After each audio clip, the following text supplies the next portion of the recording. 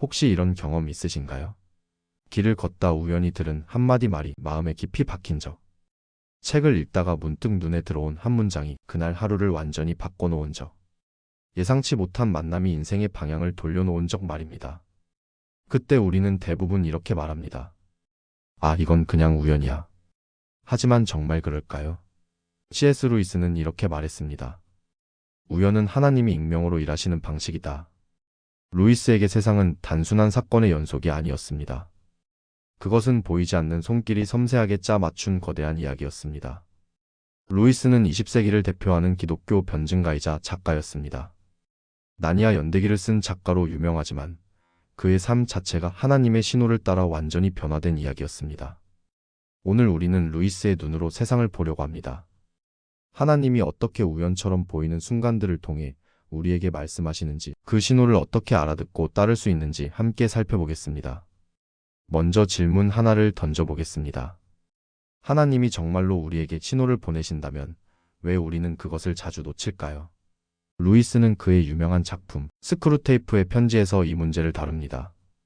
이 책은 노련한 악마 스크루테이프가 신참 악마에게 인간을 유혹하는 방법을 가르치는 형식으로 쓰였습니다. 스크루테이프는 이렇게 말합니다. 인간을 타락시키는 가장 쉬운 방법은 그들의 주의를 너무 분주하게 만드는 것이다. 그들이 생각할 틈이 없도록, 잠시도 멈추지 못하도록 만들어라. 이것이 바로 현대인의 초상입니다. 우리는 너무 바쁩니다. 일정은 빽빽하고 휴대폰은 끊임없이 울리고 머릿속은 걱정과 계획으로 가득합니다. 이런 상태에서 하나님의 신호를 듣는다는 것은 거의 불가능합니다. 왜냐하면 하나님은 소리치지 않으시기 때문입니다. 그분의 음성은 바람이 스치는 듯한 조용한 속삭임으로 옵니다. 루이스는 이를 영혼의 주파수라고 표현했습니다. 라디오를 생각해 보세요.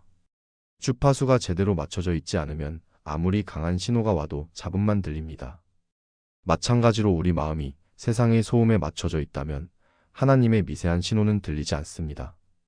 신호를 놓치는 세 가지 이유가 있습니다. 첫째, 분주함입니다. 우리는 너무 바빠서 멈출 수가 없습니다. 둘째, 선입견입니다. 우리는 하나님이 특정한 방식으로만 말씀하실 거라고 생각하면서 일상의 작은 신호들을 무시합니다. 셋째, 두려움입니다.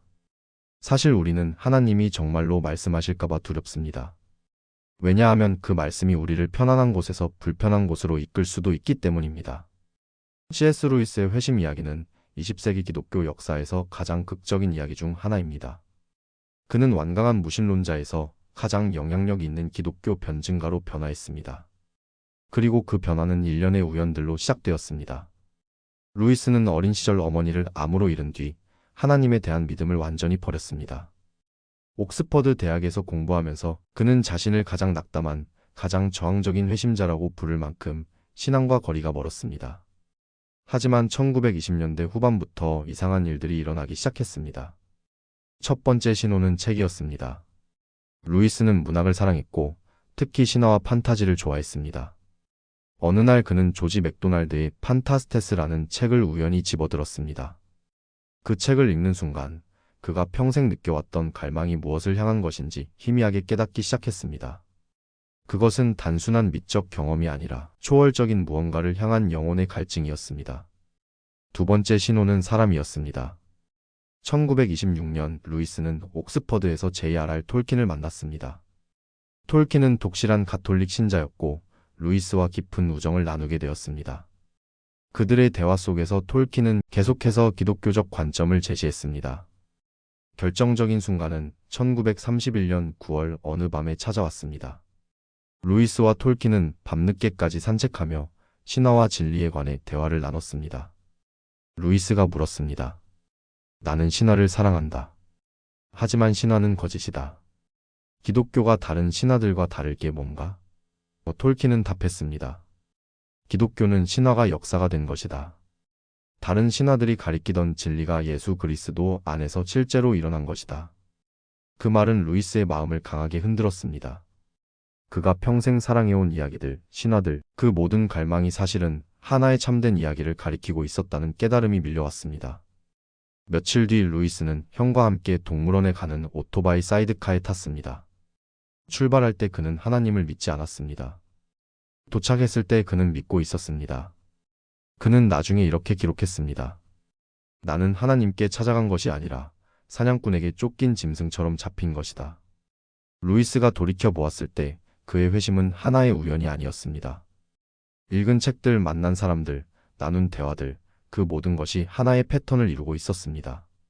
하나님은 그의 삶 전체를 통해 끊임없이 신호를 보내고 계셨던 것입니다.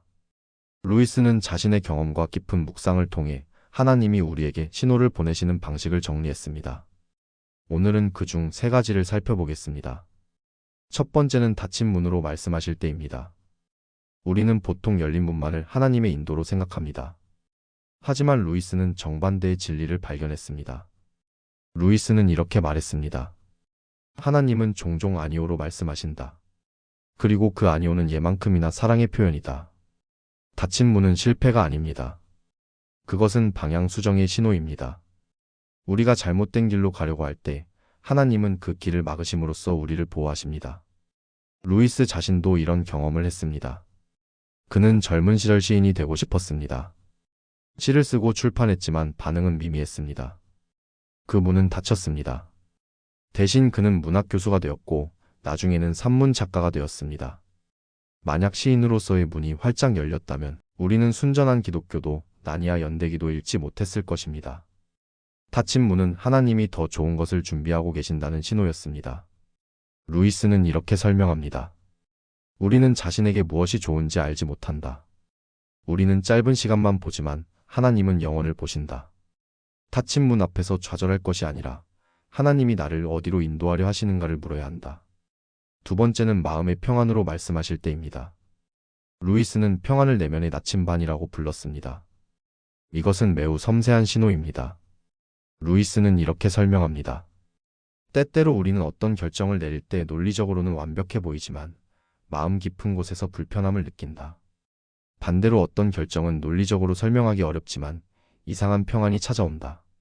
이 평안은 감정과 다릅니다. 감정은 변덕스럽고 상황에 따라 오르락내리락합니다. 하지만 평안은 깊은 곳에서 올라오는 확신입니다. 상황이 어렵더라도 이것이 옳다는 내면의 확신입니다. 평안의 신호를 분별하는 방법이 있습니다. 첫째, 진정한 평안은 문제를 회피할 때 오지 않습니다. 오히려 어려운 선택을 할 때 옵니다. 둘째, 진정한 평안은 다른 사람을 희생시키지 않습니다. 셋째, 진정한 평안은 시간이 지나도 흔들리지 않습니다. 루이스는 이렇게 조언합니다. 중대한 결정을 앞두고 있다면 조용히 앉아 당신의 마음을 살펴보십시오. 두려움과 불안을 제거하고 나면 그 아래 깊은 곳에 평안이 있는지 없는지 알 수 있을 것입니다. 세 번째는 사람을 통해 말씀하실 때입니다. 루이스는 이렇게 말했습니다. 하나님은 종종 사람의 입을 빌려 말씀하신다. 그것도 우리가 예상치 못한 사람을 통해서. 톨킨이 루이스에게 그랬듯이 하나님은 사람을 통해 우리에게 신호를 보내십니다. 때로는 오랜 친구의 조언으로, 때로는 낯선 사람의 한마디로 우리에게 다가오십니다. 루이스는 특별히 강조합니다. 하나님은 우리가 듣고 싶어 하지 않는 말을 하는 사람을 통해서도 말씀하신다. 우리는 보통 우리 생각을 지지해주는 사람의 말만 듣고 싶어 합니다. 하지만 하나님은 때때로 우리에게 다른 관점을 제시하는 사람을 보내십니다. 우리를 불편하게 만드는 질문을 던지는 사람, 우리의 맹점을 지적하는 사람을 통해 말씀하십니다. 사람을 통한 신호를 분별하는 방법은 이렇습니다. 첫째, 같은 메시지가 여러 사람을 통해 반복되는지 보십시오. 둘째, 그 말이 당신을 더 나은 사람으로 만드는지 보십시오. 셋째, 그 말이 성경의 원리와 일치하는지 확인하십시오. 루이스는 모든 느낌이나 생각이 하나님으로부터 온 것은 아니라고 분명히 말했습니다. 그는 3가지 분별의 원칙을 제시했습니다. 첫 번째 원칙은 하나님의 신호는 결코 두려움을 조장하지 않는다는 것입니다. 하나님의 음성은 평안과 사랑을 동반합니다. 물론 하나님은 때때로 우리를 편안한 곳에서 불러내십니다. 하지만 그것은 새로운 모험 앞의 설렘이지 파괴적인 두려움이 아닙니다. 루이스는 구분법을 제시합니다. 만약 어떤 생각이 당신을 점점 더 위축되게 만들고 수치심과 절망으로 이끈다면 그것은 하나님께로부터 온 것이 아니다. 하나님은 우리의 죄를 지적하시지만 동시에 용서와 회복의 길을 보여주신다. 두 번째 원칙은 하나님의 신호는 인내를 요구한다는 것입니다. 루이스는 이렇게 말합니다. 하나님은 전자레인지가 아니라 슬로우 쿠커처럼 일하신다. 천천히 그러나 깊이 있게. 즉각적인 확신을 주는 것은 대개 우리 자신의 욕망이나 충동입니다. 반면 하나님의 신호는 시간 속에서 확증됩니다. 처음에는 희미했던 것이 점점 더 분명해집니다. 루이스는 이렇게 조언합니다. 중요한 결정을 앞두고 있다면 급하게 서두르지 마십시오. 며칠 때로는 몇 주를 기다리십시오. 진정한 신호라면 기다림 속에서 더욱 선명해질 것입니다. 세 번째 원칙은 하나님의 신호는 말씀과 일치한다는 것입니다. 이것이 가장 중요한 원칙입니다. 루이스는 단호하게 말합니다. 성경의 명백한 가르침과 배치되는 어떤 영감도 하나님께로부터 온 것이 아니다. 루이스는 이렇게 경고합니다. 하나님은 자신의 성품과 모순되게 말씀하지 않으신다. 하나님의 성품은 성경에 게시되어 있다. 그래서 루이스는 성경 읽기를 강조했습니다. 하나님의 신호를 분별하려면 먼저 하나님이 어떤 분인지 알아야 합니다. 루이스는 이렇게 정리합니다. 참된 분별력은 이성의 훈련이 아니라 하나님과의 관계 깊이에서 나온다. 하나님을 더 깊이 알수록 그분의 음성을 더 쉽게 알아듣게 된다. 그렇다면 우리는 어떻게 하나님의 신호에 더 민감해질 수 있을까요? 루이스는 세 가지 실제적인 훈련을 제안했습니다. 첫 번째 훈련은 침묵의 시간입니다. 루이스는 매일 아침 일정한 시간을 침묵으로 시작했습니다. 그는 이렇게 말했습니다. 하루를 시작하기 전 침묵 속에서 영혼을 정돈하지 않으면 하루 종일 소음에 끌려다니게 된다. 침묵은 단순히 조용히 있는 것이 아닙니다. 침묵은 내면의 잡음을 잠재우는 훈련입니다. 루이스는 이렇게 제안합니다. 매일 아침 5분만이라도 아무것도 하지 않고 앉아 있으십시오. 처음에는 불편할 것입니다. 하지만 며칠 지나면 그 고요함 속에서 무언가를 느끼기 시작할 것입니다. 루이스는 경고합니다. 현대인은 침묵을 두려워한다. 그래서 끊임없이 음악을 틀고 TV를 켜고 휴대폰을 확인한다. 하지만 침묵을 피하는 사람은 자기 자신도 하나님도 만날 수 없다. 두 번째 훈련은 감사의 기록입니다. 루이스는 감사를 영혼의 눈을 맑게 하는 것이라고 표현했습니다. 감사하는 사람은 하나님의 손길을 더 잘 봅니다. 루이스가 제안하는 방법은 간단합니다. 매일 저녁 하루를 돌아보며 세 가지를 기록하는 것입니다. 오늘 만난 우연처럼 보이는 일, 오늘 느꼈던 평안이나 불편함, 오늘 감사한 일 세 가지입니다. 루이스는 말합니다. 일주일만 이렇게 기록해 보십시오. 그러면 당신의 삶에 하나님의 손길이 얼마나 많이 있는지 깨닫게 될 것입니다. 감사는 우리의 시각을 바꿉니다. 불평하는 사람은 모든 것을 문제로 봅니다. 감사하는 사람은 모든 것에서 의미를 발견합니다. 세 번째 훈련은 순종의 연습입니다. 루이스는 이것을 가장 중요한 훈련으로 꼽았습니다. 그는 이렇게 말합니다. 신호를 받았을 때 중요한 것은 분석이 아니라 반응이다. 루이스는 순종을 빛을 따라 걷는 것에 비유합니다. 손전등을 들고 어두운 길을 걸을 때 손전등은 몇 미터 앞만 비춥니다. 하지만 우리는 비춰진 만큼 걸어갑니다. 그러면 다음 몇 미터가 또 비춰집니다. 신앙의 삶도 그렇습니다. 하나님은 전체 계획을 한 번에 보여주지 않으십니다. 한 걸음씩 보여주십니다. 우리가 그 한 걸음에 순종할 때 다음 걸음이 드러납니다. 루이스는 이렇게 조언합니다. 작은 신호부터 순종하십시오. 누군가에게 전화하라는 마음이 들면 전화하십시오. 어떤 책을 읽어야겠다는 생각이 들면 그 책을 사십시오. 작은 순종이 쌓이면 큰 순종의 근육이 생깁니다. 작은 신호에 민감하게 반응하는 사람이 큰 신호도 알아듣습니다. C.S. 루이스는 이렇게 말했습니다. 우연은 없다. 오직 우리가 이해하지 못한 섭리만 있을 뿐이다. 루이스의 삶 전체가 이 진리를 증명합니다. 어린 시절 어머니의 죽음, 무신론으로의 방황, 톨킨과의 우연한 만남, 밤의 긴 대화. 모든 것이 우연처럼 보였지만 돌이켜보면 하나의 완벽한 이야기였습니다. 루이스는 이렇게 고백했습니다.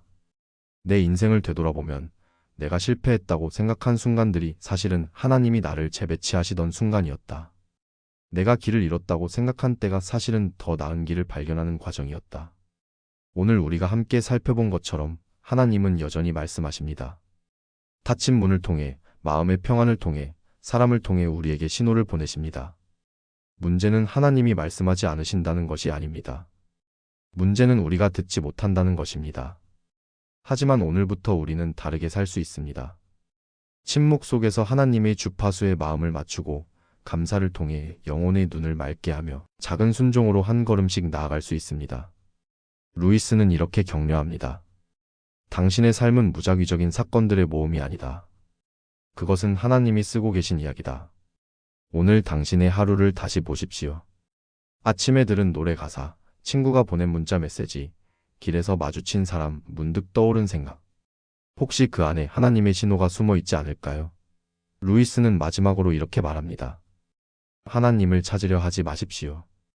당신이 찾기 훨씬 전에 그분이 이미 당신을 찾고 계십니다. 당신이 할 일은 단지 멈추고 귀를 기울이고 그분의 손길을 알아보는 것입니다. 우연은 없습니다. 오직 하나님의 섬세한 인도하심만 있을 뿐입니다. 감사합니다.